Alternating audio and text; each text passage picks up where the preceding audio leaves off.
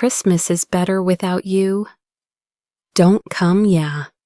That was the text from my dad. 3 days before Christmas, I remember just sitting there, staring at my phone. The screen lit up in the dark like it wanted to blind me. And those words, sharp, cold, final, felt like somebody dumped a bucket of ice water straight into my chest. It wasn't some stranger. It wasn't an enemy. It was my own father, the man who was supposed to open the door wide and welcome me home. After years away, all I could type back was one word: understood, short, flat. But inside my head, my heart, it was chaos. You ever get that feeling?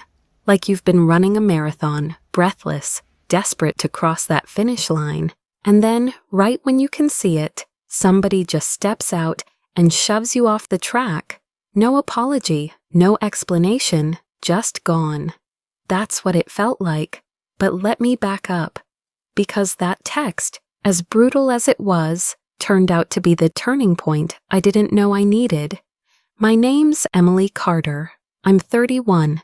I've been serving in the Army for 12 years now. People hear soldier, and they picture tough, no nonsense. Nothing can break me. And sure, I can handle a rucksack and a rifle, but nothing, and I mean nothing, prepares you for being told by your own family that Christmas is better without you. I'd been waiting for this holiday for years, my first Christmas off in forever. The minute my leave got approved, I jumped online and booked the cheapest flight I could find back to Texas. Didn't matter that it had 2 layovers and an overnight stretch in some freezing airport terminal. Didn't matter that my knees would be locked up from sitting too long. I didn't care, I just wanted home. I texted my mom right away, told her I was coming. She reacted with a little heart emoji. That's it. No words, no can't wait to see you. No we'll have the tree up, just a red heart. And I told myself, don't overthink it. Mom's just not a texter. But deep down, a little part of me already knew. Then came Dad's text, and not long after, Sophie, my younger sister, piled on. If you come back, it's just gonna make things awkward. Better if you don't, Sophie, the miracle baby. The one who could do no wrong. The center of the whole damn family's orbit. I stared at that message until the letters blurred. Then, just like with Dad, I typed back. Understood. Here's the thing. You might be wondering, why was I even expecting more?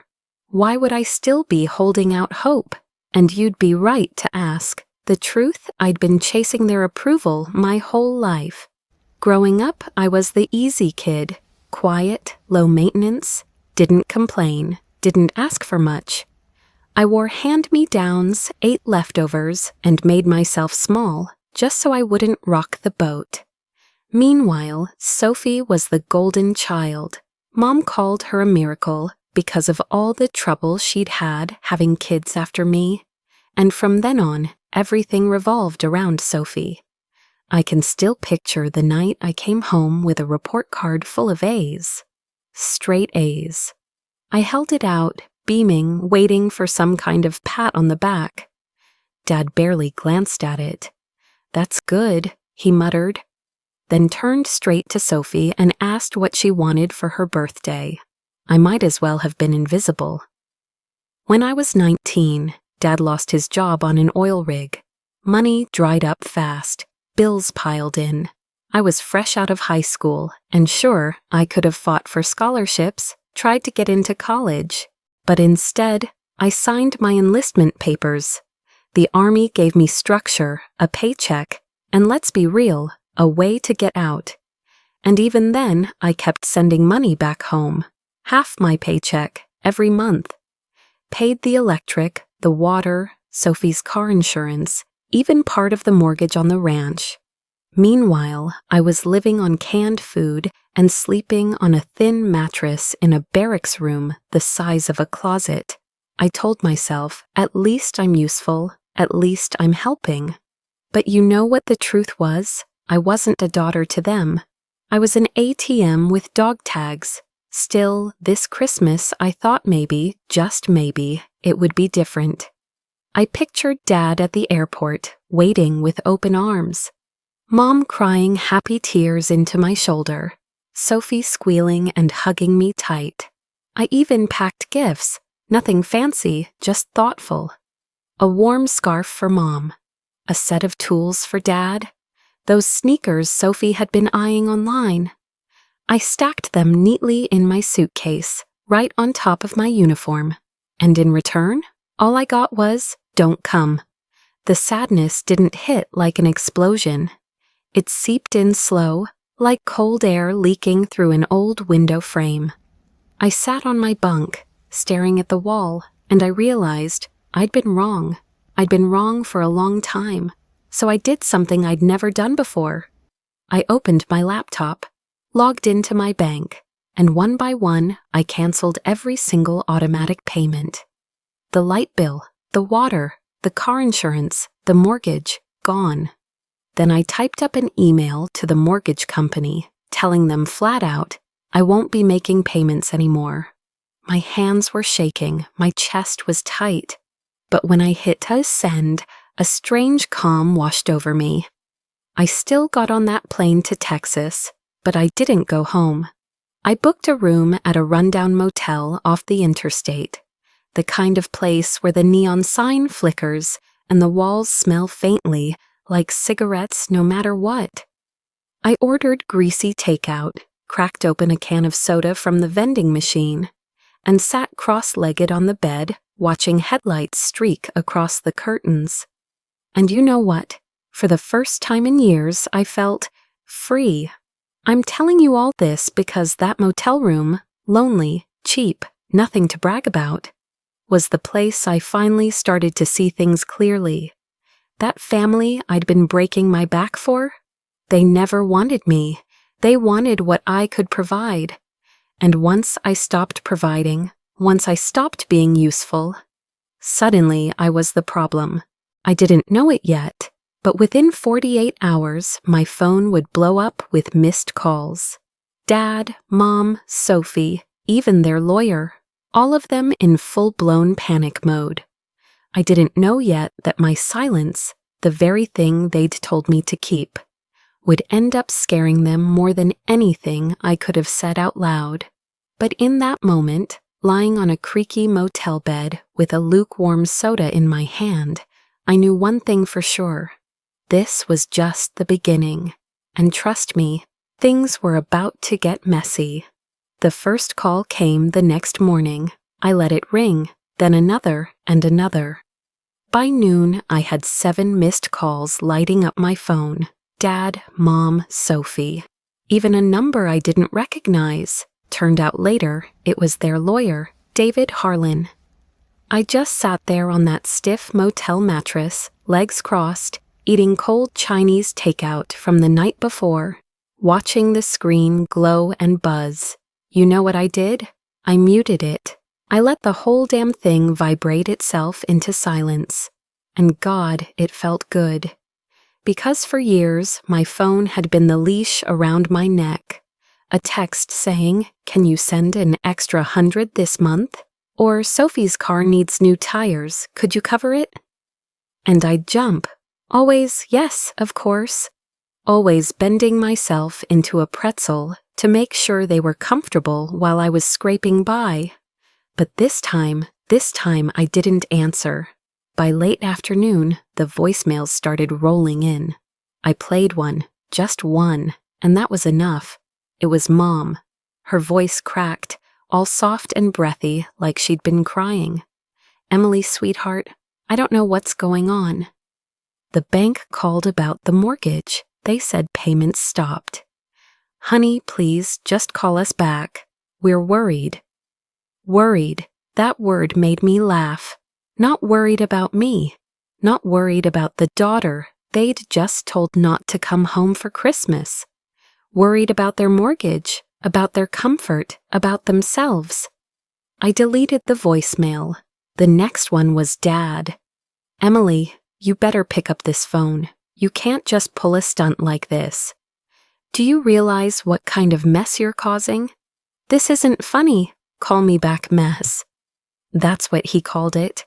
Not years of sacrifice, not half a paycheck since I was 19, just a mess. I didn't delete that one right away. I listened to it twice, then 3 times. Not because I needed to hear it, but because I wanted to memorize the sound of his panic. By that night, Sophie tried her hand at guilt. Her voice was sharp, half whining, half accusing. What the hell? You can't just disappear on us. I've got finals coming up, Dad's stressed out, Mom's crying every night. And now I can't even drive my car because the insurance lapsed. Do you know how unfair that is? Unfair. She actually said that, like I hadn't been the one keeping her car on the road for years. Like I wasn't the one paying so she could drive around with her friends while I was sleeping in a cot overseas. I hit delete, and here's the wild part. With every voicemail, every desperate ring, I felt lighter, stronger, like chains were snapping one by one. I ordered a greasy burger from the diner across the street, sat by the window with my feet up on the heater, watching Christmas lights flicker on a rundown gas station. My phone buzzed on the table. I didn't touch it. I chewed slowly, savoring every bite, like it was the first meal I'd eaten on my own terms in years. By Christmas Eve morning, I had over 20 missed calls. The motel clerk even knocked on my door saying, "Ma'am, your phone's been ringing off the hook." I just smiled and said, "I know." That day, I opened my laptop again, and I did something I never imagined I'd do. I posted screenshots, bank transfers, payment receipts, years of money flowing from my account into theirs, every bill I'd covered, every dime I'd sent. I blurred out account numbers, but I left the names clear as day. And I added one line above it all. Funny how family only calls when the money stops. Then I hit post. The reaction was instant. Notifications exploding. Old friends from high school commenting things like, "We always knew you were the responsible one, Em." Strangers DMing me, telling me they'd gone through the same thing, that they were proud of me. And then the calls doubled. This time, Dad wasn't angry. He was furious. "Emily, what the hell do you think you're doing airing private family business online? Do you realize how embarrassing this is? Take that down right now, or you're gonna regret it." But you know what? I didn't regret a damn thing. Mom's message was next. "Sweetheart, please. People are talking. Your uncle saw the post. This isn't like you. Just take it down and come home. We can talk about it." That was the closest she ever came to admitting guilt. Not sorry for what they did. Sorry people found out. Sophie sent me a text in all caps. "How could you do this to us? You're so selfish. That one almost made me choke on my soda. Because for once, just once, I was actually doing something for me. And they couldn't handle it. I didn't answer any of them. Instead, I pulled the scratchy motel blanket tighter around me, turned off the lamp, and lay in the dark with my phone buzzing like a hornet's nest on the nightstand. I closed my eyes, smiled to myself, and whispered, "Merry Christmas." Because for the first time in my life, I wasn't their safety net. I wasn't their ATM. I wasn't invisible. I was in control. And the best part, they had no idea what was coming next. Christmas Eve. The streets of my hometown were strung with lights, every lamppost wrapped in red and green. Kids ran across parking lots clutching hot cocoa, and families bustled in and out of shops. It should have felt warm, magical. But for me, it was a battlefield, because I agreed to meet them, not at the house, not in some cozy living room with stockings and a fire. At the diner on Main Street, the one with cracked leather booths and a neon sign that buzzed louder than the jukebox, neutral ground.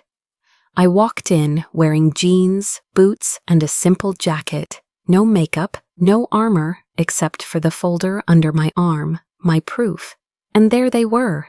Dad, sitting stiff as a board, arms crossed. Mom, clutching a napkin like it might dissolve in her hands. Sophie, scrolling on her phone with that permanent scowl etched on her face. For a second, nobody spoke. The clatter of plates and the smell of bacon grease filled the silence. I slid into the booth across from them and set the folder on the table. Dad leaned forward first. "Emily, what the hell are you trying to pull? Posting all that crap online, making us look like freeloaders?" His voice was low, but his eyes burned. I met his stare. "Making you look like freeloaders? Or showing people the truth you've been hiding?" Mom jumped in, her voice trembling. "Sweetheart, we're family.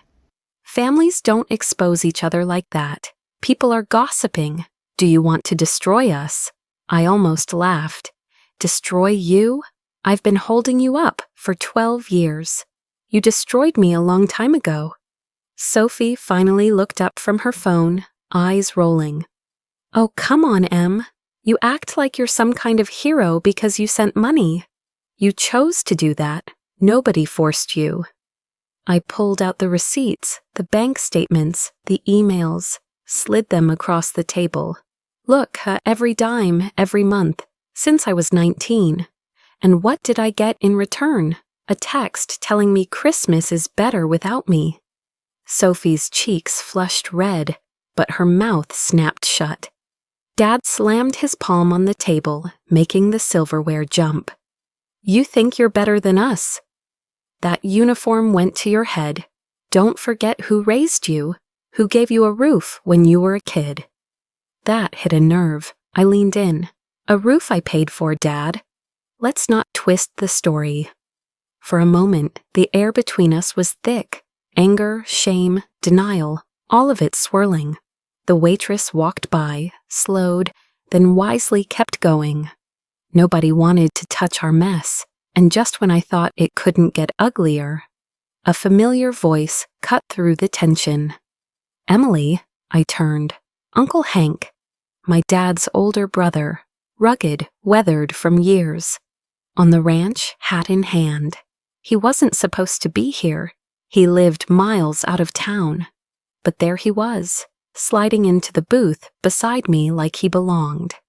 "Didn't expect to see you, kid," he said with a small smile.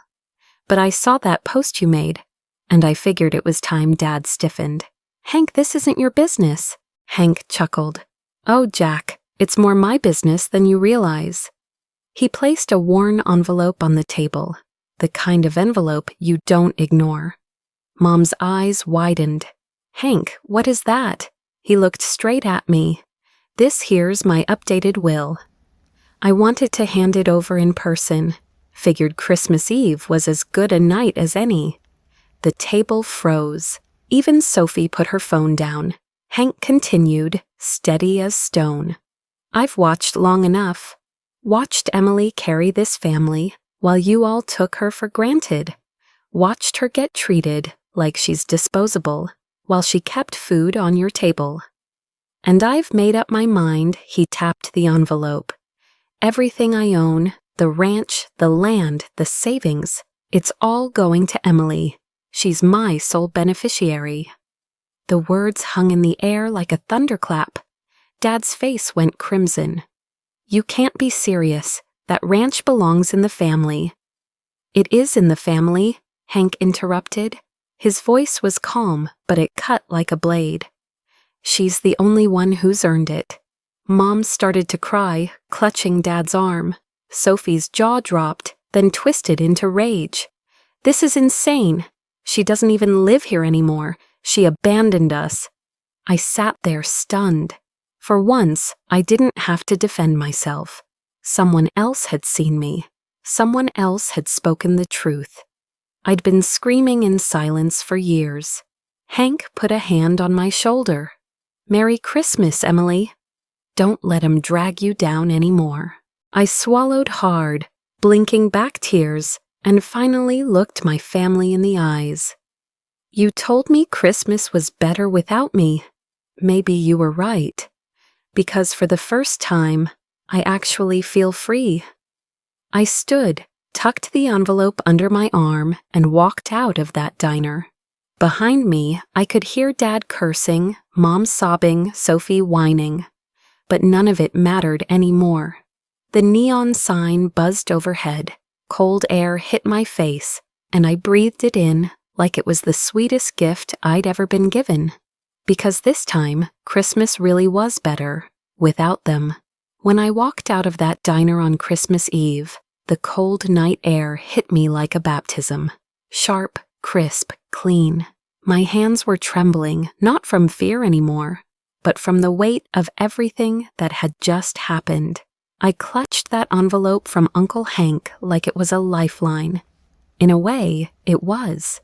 Behind me, I could still hear the muffled chaos. Dad's anger spilling like hot oil. Mom's sobs. Sophie's sharp, indignant voice. But the farther I walked, the quieter it became, until all I could hear was the crunch of gravel under my boots and the faint buzz of the diner's neon sign fading behind me. For the first time in years, their voices didn't follow me home. I didn't go back to the motel that night.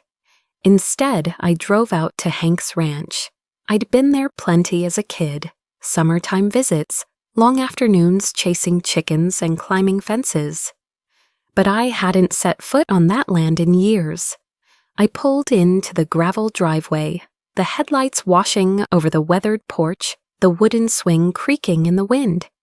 The place looked exactly the same, strong, sturdy, waiting. I sat there in the car for a long time, staring at the silhouette of the house against the star-filled Texas sky.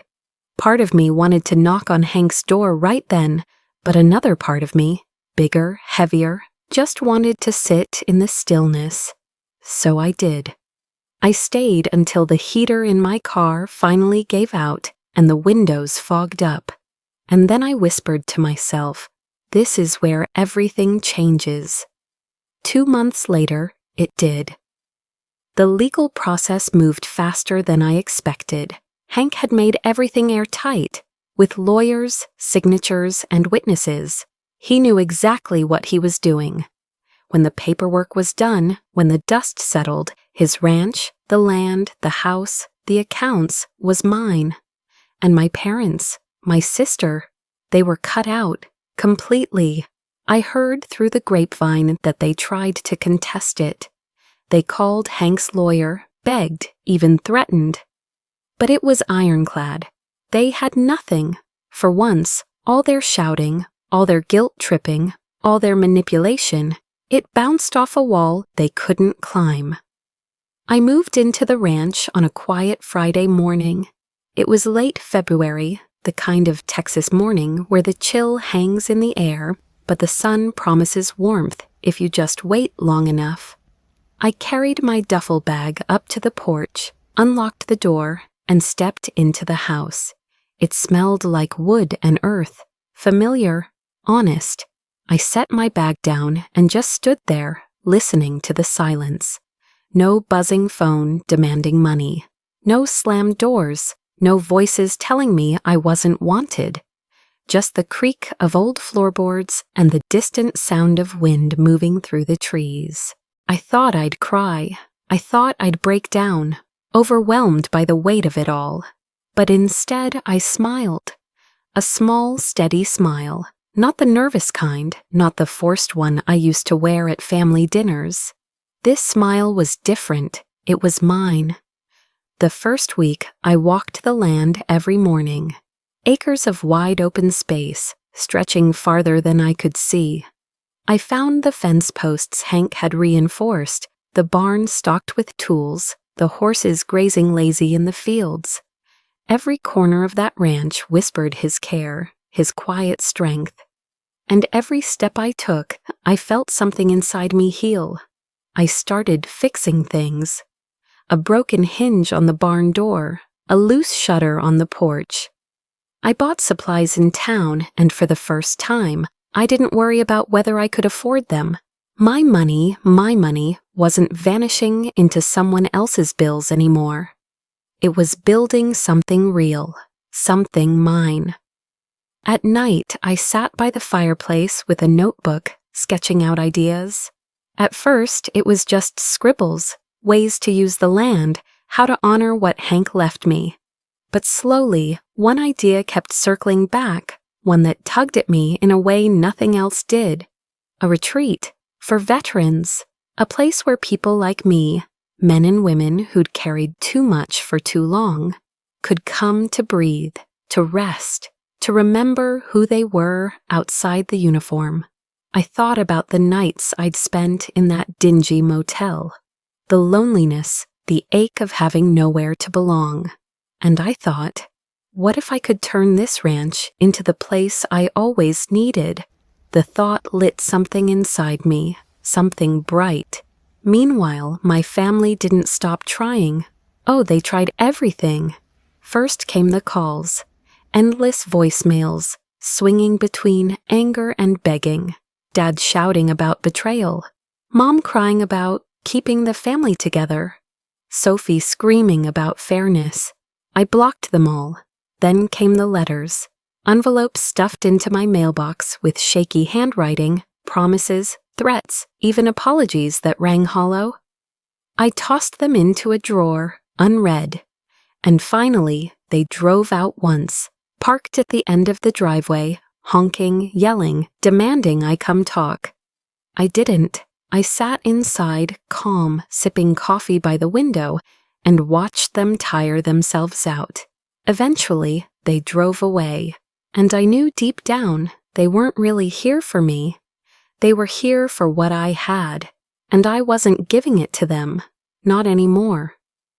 One evening, as the sun dipped low and painted the fields gold, I stood on the porch and thought about everything that had happened.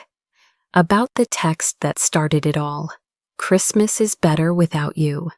They thought they were cutting me out, but really, they freed me. I whispered it out loud, letting the wind carry it across the land. Better without you. Damn right, and I meant it. Because now I had peace, I had space, I had a future that wasn't chained to their demands. And soon I'd have a ranch full of veterans who understood what it meant to sacrifice and who deserved better than silence and rejection. That night, I lit a fire in the hearth, curled up in an old chair, and wrote the first real page of my new life. The headline at the top of the notebook said, "Freedom is the family I choose." And for the first time in my 31 years, I believed it.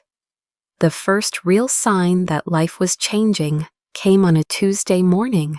I was standing in the feed store in town, picking up supplies, when I felt the stares. You know the kind, sideways glances, hushed voices, the quiet shuffle of people moving out of your way, but not out of earshot. I caught words like inheritance, cut off, family feud. Welcome to small-town Texas, where gossip spreads faster than wildfire. At first, it stung. My whole life, I'd tried to stay invisible, to keep the peace, to avoid being the center of whispers. And now here I was, the headline in everyone's mouths. The soldier who exposed her family, the niece who inherited the old Carter ranch, while her parents and sister were left with nothing. I paid for my feed, nodded politely, and walked out with my head high. But inside, my stomach was tight. Back at the ranch, I shook it off, the only way I knew how, by working, fixing fences, cleaning out the barn, painting the porch. Every nail I hammered was like therapy. Every stroke of paint a reminder that this place was mine now. And slowly, the noise of town started to fade behind me. But the idea of the retreat kept tugging at me.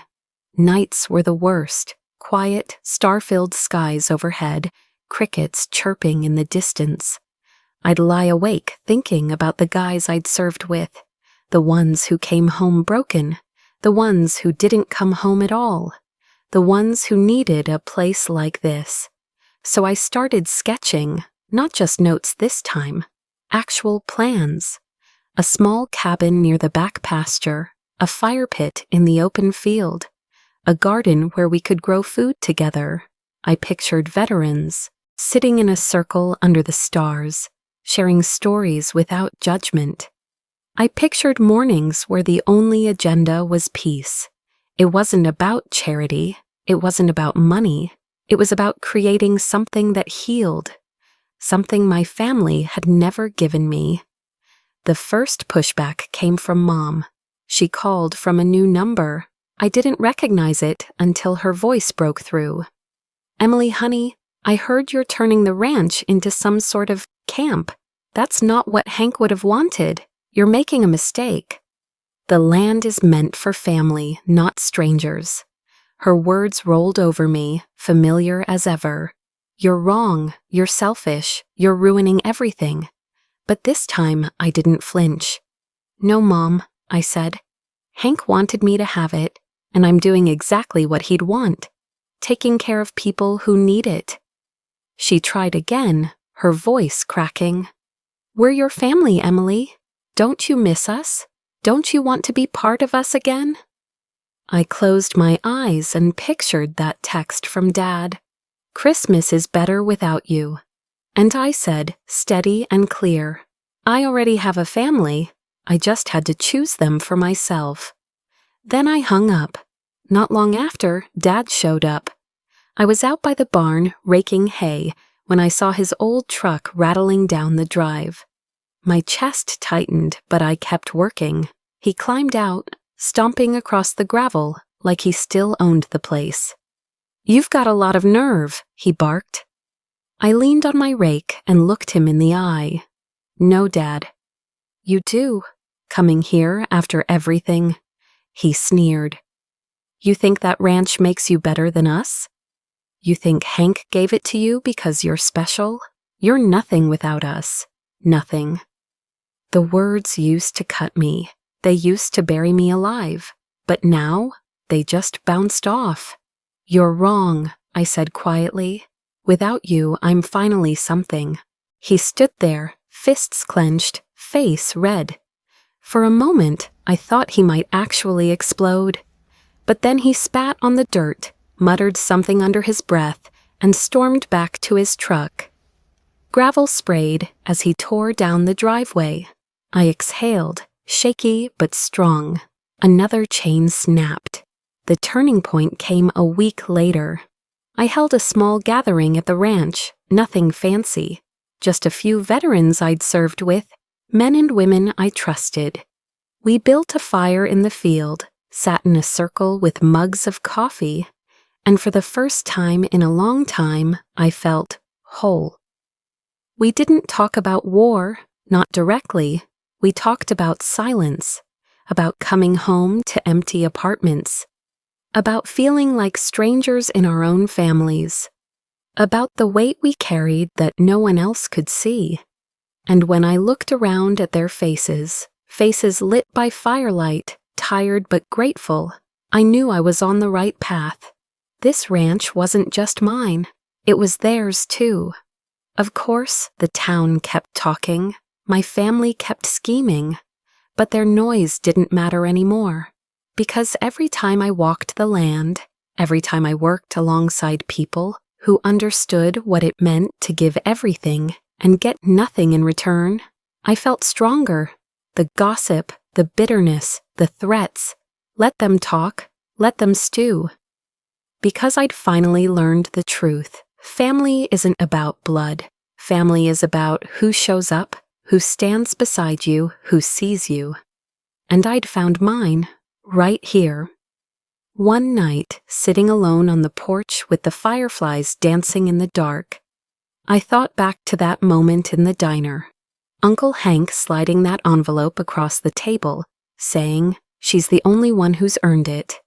I didn't realize it then, but those words had planted a seed that was growing now, stronger every day, pushing through the cracks of all the hurt and rejection. And as I listened to the wind move through the trees, I whispered the same promise I'd written in my notebook weeks earlier. Freedom is the family I choose. And for once, I knew exactly where I was headed. Spring rolled into summer, and the ranch slowly transformed. Where there had once been silence and dust, there was now laughter. Veterans came one by one, sometimes in pairs, sometimes with families, carrying their own stories, their own scars. We built cabins together. We planted vegetables in neat rows. We fixed up the barn and turned it into a gathering hall with long tables and warm lights. At night, we sat around the fire pit, mugs of coffee or bottles of beer in hand. And for the first time in a long time, I felt like I belonged. This wasn't charity. It wasn't about pity. It was about connection. It was about creating a home for people who'd been invisible, just like I had been. And every time I looked out over the fields with the sun setting red over the horizon, I thought of Uncle Hank, quiet, steady, wise. He'd seen me when no one else did, and because of him, we were building something that would last. But closure, that came in a way I didn't expect. Late one evening, I heard tires crunching on the gravel drive. For a moment, my stomach clenched because I knew. My family.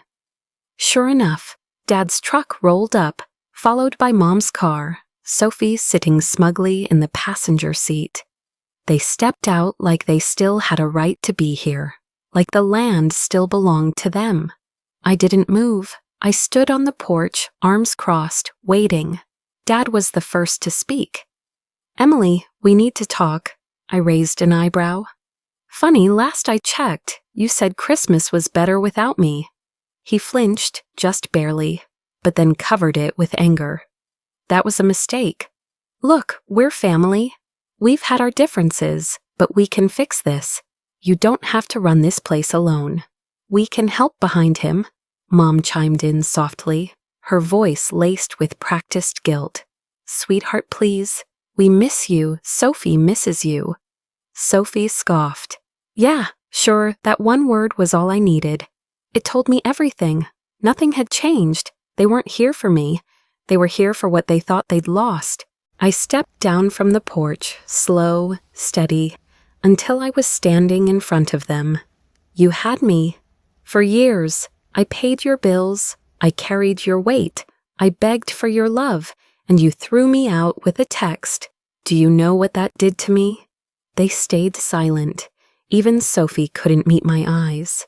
I took a deep breath, feeling the fire rise inside me, but this time it wasn't anger, it was clarity. You don't get another chance. You don't get to waltz back in now that you see what I've built. This ranch isn't yours. My life isn't yours. You lost the right to call me family the day you told me not to come home. Dad's jaw tightened. Mom's eyes filled with tears. Sophie rolled her eyes but said nothing. And then I did something I never thought I'd be able to do. I turned my back, walked up the porch steps, opened the door, and closed it. Their voices called after me, muffled, fading. The truck engines roared, gravel spraying as they left. And when the sound finally disappeared into the night, I felt lighter than I ever had before. Weeks later, I stood in front of a group of veterans at the ranch's opening day. The cabins were finished, the garden was blooming, and the fire pit was ready for its first circle. I looked at the faces around me, tired, scarred, hopeful. And I realized this was the family I had been searching for all along. "Welcome," I said, my voice steady. "This land is yours now too. A place to rest, to heal, to remember who you are. You're not invisible here. You're not forgotten. You belong." Applause broke out. Some wiped away tears, and as the fire crackled, I felt Uncle Hank's presence in the wind, proud and steady. That night, under the stars, I whispered the words that had carried me through. Freedom is the family I choose. And I finally understood. My story wasn't about revenge. It wasn't about punishment. It was about liberation, about breaking free from the chains of people who only saw me as what I could give, and finding those who saw me for who I was. And in that moment, surrounded by the glow of the fire, I knew one thing for certain.